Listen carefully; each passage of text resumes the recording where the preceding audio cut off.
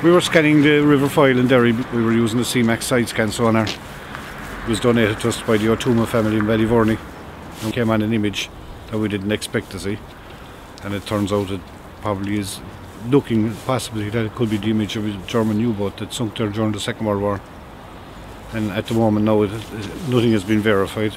It may not be, it could be something else, but it has all the outline and all the shape that you'd be looking for if you were looking for one.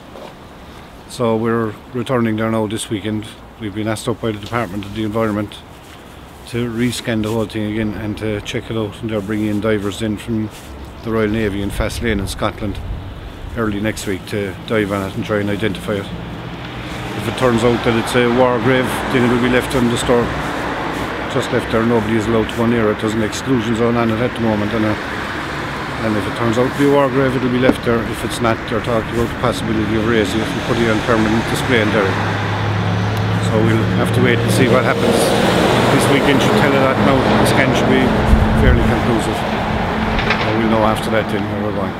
There was a lot of submarines scuttled after the Second World War. There were 60 submarines, I think, in total brought into Lishelly, just below Derry. They were interned there after the Second World War. They brought them in there to surrender. And I think there was 4 went to each of the navies: America, England, Holland, the French and the Russians each got 4, and the rest of them were to be towed out to sea and scuttled somewhere around Rathlin Island, but a lot of them didn't make it. There were various reasons. They sunk under towing. You know, there was a lot of damage done, and I think they'd been laid there for so long. They were very neglected, and they couldn't put crewmen on board them then to tow them either because of the weather at the time. They were doing it in the winter and it was so bad. So they sunk under tow, so some of them didn't make it there.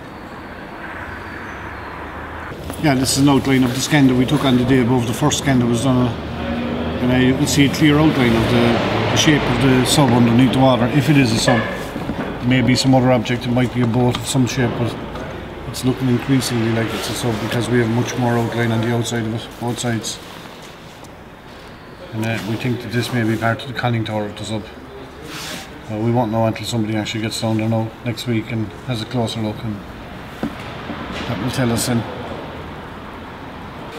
This is even though this would look at what you're looking for, this is actually the outline down here of the outer part of it. It's actually buried in mud with the 2 sides down here, and it comes forward up to, it's not on the scan there now, but on the smaller image here you will see it. It actually comes as far as here. So it's measuring something in the region of about 160 feet, which we think would make it a Type 7 U-boat, weigh about 500 tons.